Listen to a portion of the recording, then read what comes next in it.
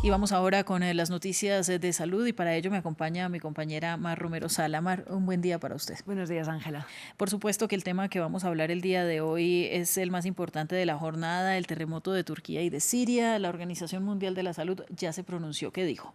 Así es, Ángela. Como sabemos, los impactos son muy amplios, pero en la salud, tan a corto como a largo plazo, tiene muchísimas afectaciones. Y desde Ginebra, donde está reunida la Junta Ejecutiva de la Organización Mundial de la Salud, decían esto.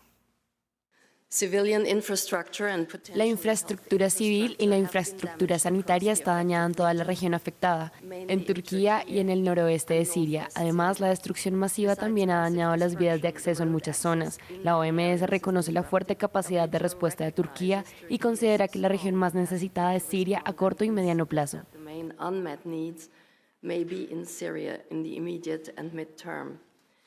Importante esta diferencia abismal que decían de la capacidad de reacción de Siria versus Turquía por la falta de maquinaria, pero también porque no hay un gobierno no unitario que llegue a todas las regiones. A eso la Organización Mundial de la Salud anunció que estaría enviando suministros de emergencia, como por ejemplo kits quirúrgicos.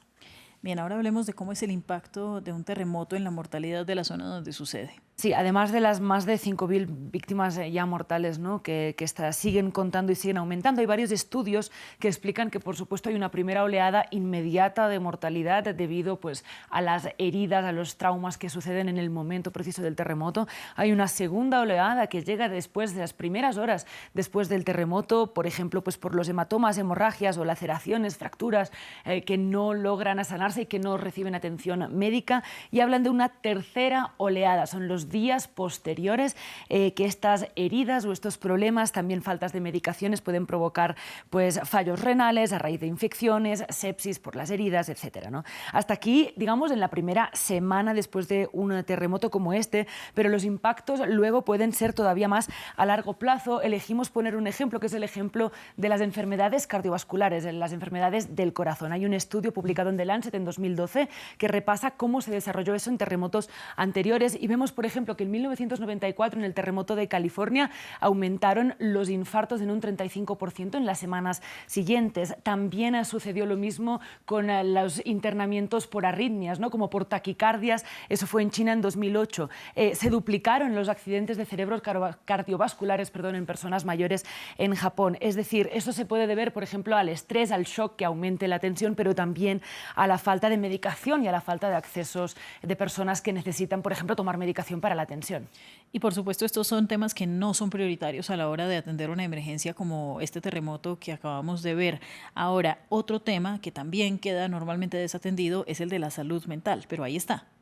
Ahí está, es una de las áreas más afectadas.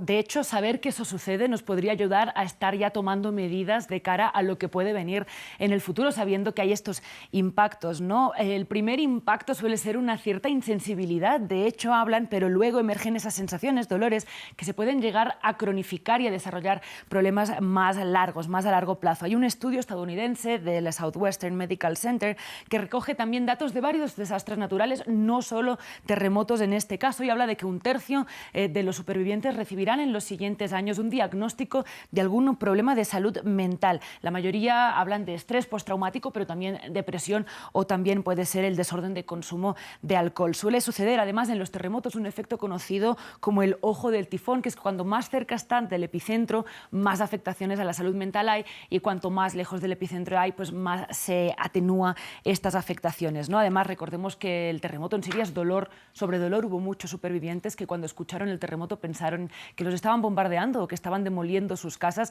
Entonces es una población que ya está afectada, sobre todo en Siria, por muchos de estos trastornos. Probablemente estas cifras sean mucho más altas en los años a venir.